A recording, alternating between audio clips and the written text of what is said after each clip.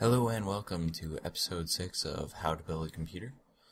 And today we're going to be talking about a not very important part, but you need it regardless, and this is the disk drive. And to get to find one, you're going to go here, and then I think CD, DVD burners, and media drives.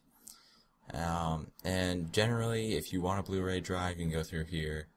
It all depends on what you're going to use it for. These are generally more expensive, and honestly, with digital download and things like that, I don't see the need for it.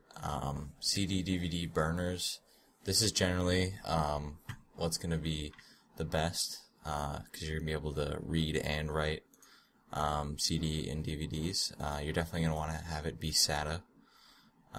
LightScribe is always a nice touch. That's the laser etching on the top of discs that you can do. You need special discs to do it, but it is a cool feature. And it really doesn't matter. You don't really need to spend a lot of money on this.